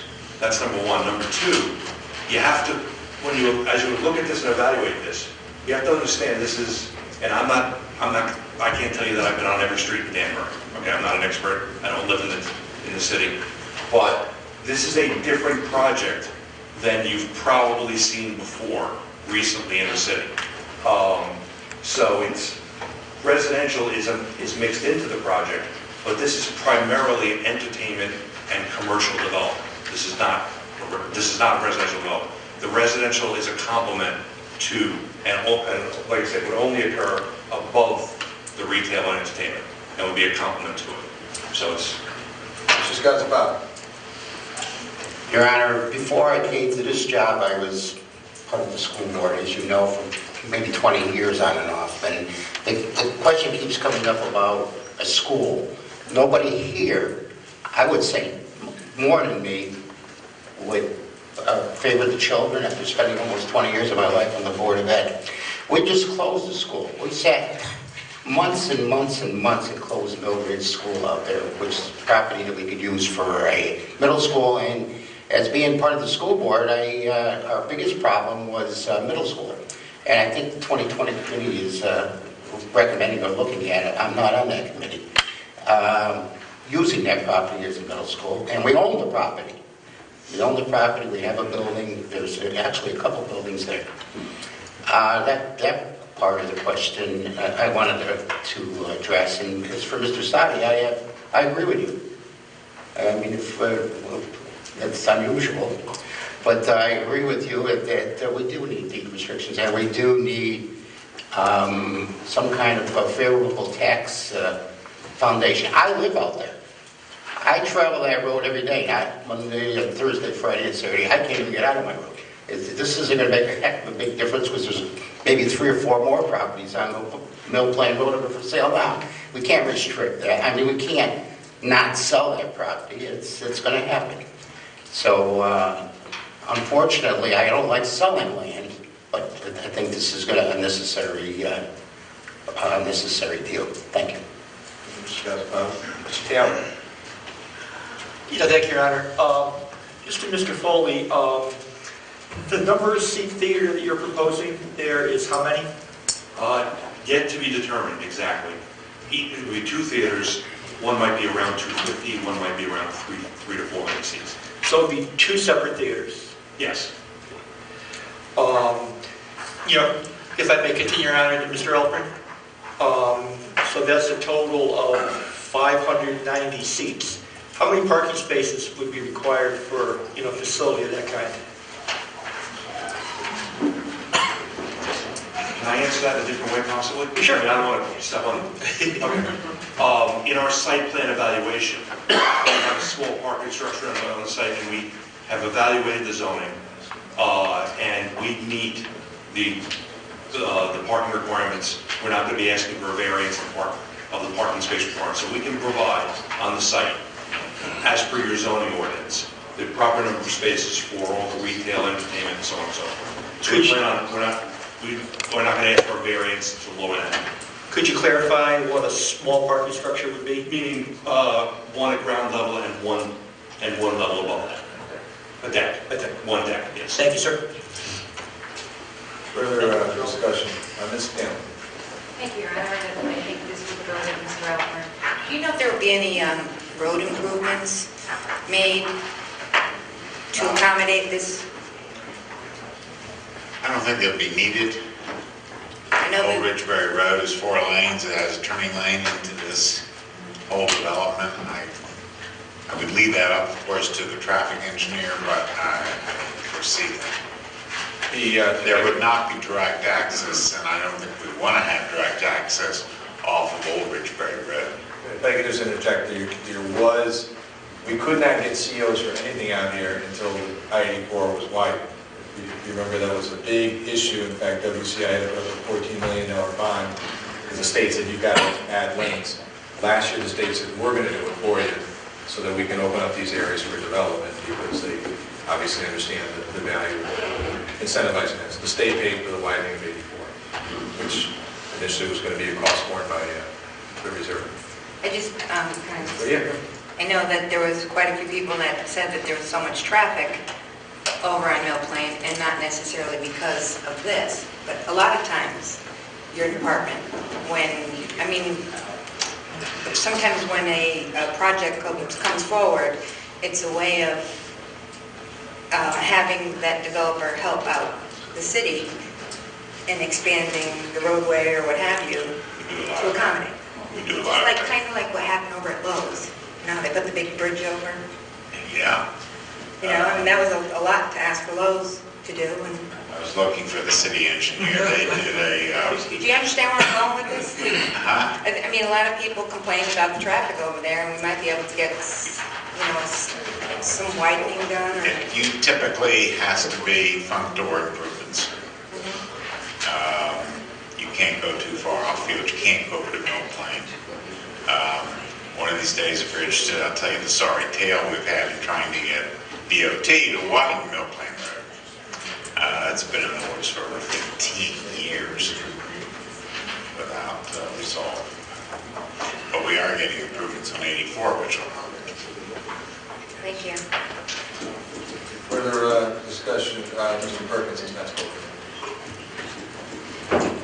Thank you, Your Honor. These land deals are very, very complex. And you just heard from yourself, no deed restriction, no approved site plans. Until now, we're just seeing any kind of artificial rendition of this whole site. I mean, we got these big, gigantic monitors, and you could draw a couple images on a flash drive and show them up on the screen. To me, there's a huge cloud of uncertainty hanging over this whole sale. And what some of the public speakers mentioned, not just tonight but before, is this sale really is filling a short-term gap in a budget. I don't care how you slice it, but that's what's happening here. What are we going to do next year? What are we going to sell next year? I do have a question for Mr. Foley. We've been talking about the number of units. We haven't really nailed that down very well, but I would just like to know what you feel the mix of bedrooms would be in these units that you build. 1 bedroom, 2 bedroom, 3 bedroom. What kind of mix do you think you'll come up with? Again, I don't know exactly what the apartments we would, if we were to put apartments in there, they would be loft apartments, which again would be a different product than you've probably seen in new construction in Danbury, in the greater Danbury area. So these would be more geared towards singles, empty nesters, young couples, probably more in the 1 and 2 bedroom. I don't think there'd be a 3 bedroom in there, okay? And I strongly suspect that at least, this is a guess on my part, an educated guess. I would think it would probably be at least 50% 1 bedrooms. I'm not going to swear to that right now, but this is more geared to somebody that wants to, this is not geared to families. Families don't want to live in a somewhat, in this kind of cosmopolitan microcosm here. They want to, this is for somebody who wants to be able to walk downstairs, take an elevator down or walk downstairs and go have a bite to eat, go see a movie. It's not really a family-oriented type thing. It's more of a single, empty nester couple that's looking to sell their house, doesn't need something as big, wants something a little, the loft apartments with higher ceilings, larger windows, maybe a little sexier views, a little different, a little more eclectic. So that's the intention. Thank you. Just to follow up, I know it's difficult for us to try to give you these pointed questions when you're not exactly sure what this whole plan may entail, but do you have any idea of the square footage of those different types of units that you're proposing? Honestly, not right now, no, I don't. And I would just say that the reason I can't answer this question is because obviously this deal is contingent upon this body making the deal go forward, or allowing the deal to go forward. So although we spent a lot of money on this, evaluating it and doing some preliminary designs and so on, it would have been foolish on our part to go spend another several $100,000 to come up with absolutely rock solid firm plans and then the deal not to go forward. So we've been walking this fine line of spending a lot of money, evaluating it, spending a lot of time on it, but not spending $1 million or $2 million on designing the whole project and then not having a project at all. So. I understand that. I just have a little bit of cold feet, especially you just mentioned something about the composition of the folks occupying those units, young families. We had a deal like that. It didn't really go so well. I didn't say young families. I said not young professionals. No, when I say couples, okay, it's not going to be really geared towards a child environment. Okay, I'm not telling you there might have to be a child doing it in the project, but that's not what we're designing for. We're designing for people that want to spend. Look, if you want a conventional townhouse or apartment, between the Avalon project and all the other projects, there's a lot of that out there. We're going to do something different. This is going to be an entirely different project. Those are entirely residential and are geared that way. This is supposed to be a mixed-use lifestyle center, which is going to appeal to certain people, and probably, quite honestly, not a lot of families. Okay. Thank you, Mr. Foley. It's just tough making these decisions, without more information, deed restriction, and things like that. So it's kind of a tough sell. But I do appreciate your answers and willingness to do this. Thank you. Mr. Savage. Thank you, Your Honor. I want to make the record clear, and this is directed particularly towards the planning. What is it? What do you call it now? Department of Planning and Zoning? Whatever my name. Mr. Alpern and others, that whatever site plan and deed restriction that will be based on that, to make it clear for the record that what's been represented here is the majority will be commercial, retail, the minority will be residential, that there will be some kind of theater there, and as I understand it, and correct me if I'm wrong, that there will be some portion dedicated for not municipal governmental use, but use by the municipality, I think, for allowing production of, whether movies, but whatever it might be, some sort of production facility. That will be part of it. Yes. Production rehearsal space, yes. Production rehearsal space. That is all clear in the record, that my supporting it is that would be included in the site plan and that the deed restriction would be related to those types of parameters that I'm setting out here. If I'm wrong on that, somebody correct me, because I will not vote for it if I'm wrong on that. And those are the types of things I'm going to be watching as this goes through the process. Presume I'm correct in what I've stated? Mr. Foley? You're not on the road, but... Thank you, Your Honor. 10 years ago, I don't want to sound like a pontificator here, as some of my other colleagues have done in the past, but 10 years ago I sat in just about this seat. I think that was where Mr. Levy was, sitting here on the zoning commission. It was my first term in politics. Mr. Vitello was sitting right to my left. So we spent, I'm going to say, till 1:30 in the morning, and it was well after midnight here, hearing everything about this property. There's 3 different phases to this property. There's an A phase, a B phase, a C phase that was created. They talked about each one of these phases in depth as to what we were going to do with these different phases. This one, obviously, we all know and understand was supposed to be a ball field, and you heard from Mr. Levy earlier all the different things that it's gone through in the past. But just a couple things. To the left, as you pull in there, that's going to be a hotel. That's designed to be a hotel. So you've got a large hotel that's going into that location, or that's what was approved 10 years ago, unless that's been changed. We have the plan right here. So Isn't that not on that, just so we don't confuse everybody, not on that property? not on that property. It's right to the left of that property as you pull in. So that area is going to be developed. It's already in the plans. There's 545 acres there. 56% of it is open space. So it's a large piece of open space that we've already planned, that we've sat through 10 years ago. At the time, we were worried about a casino coming to town, and that was part of the issue that pushing this through. But at the time, we heard from every developer in town about what we wanted there. Today, we're talking about 13 acres of land. 13 acres of land that we all decided we were going to lease, that we were going to give away, that we were going to have developed anyways. So I think that, I know we were going to look at the leases that came through, what was going to happen there, but the bottom line is we were letting it go, and now's our opportunity to sell it. So we've heard in and out every different direction that this is going in. At this point in time, I'd like to move the question on this item, Your Honor. Is there a second? Second. Yeah, motion made by Mr. Seabury. The motion to move the question is not debatable. So at this time, all in favor of moving the question, please signify by saying aye. Aye. The nays? Nay. Okay, so can the nays raise their hand? Okay, Mr. Taylor, Mrs. Tysholz, Mr. Otello, Mr. Perkins, Mr. And we got motion fails. Motion passes, excuse me.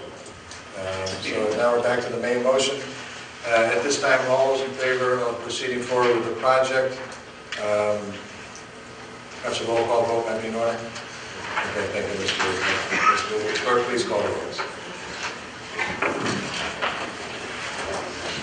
Curran. Yes. Haddad. Yes. Knapp. Yes. Levy. Yes. Seabury. Yes.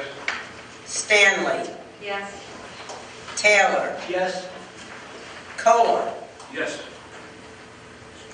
Negasheth. Yes. Hallis. Yes. Cabo. Yes. Sadi. Yes. Visconti. No. Darcy. Yes. Wetmore. Yes. Nero. Yes. Perkins. No. Shenice. No, I was going to vote yes for this, but two questions were called. I'm going to vote no. Rotello. No. Skazafava. Yes. Tysholz. Yes. 4 noes. Okay, so there being 17 yes, 4 no's. Mr. Shenice, I would encourage you to ask your questions after them. I understand where you're going. Again, No problem. But don't be afraid to ask. I'll open those. Okay, motion carries. At this time, I'll extend all committees and entertain a motion to... Second. All fair adjournment?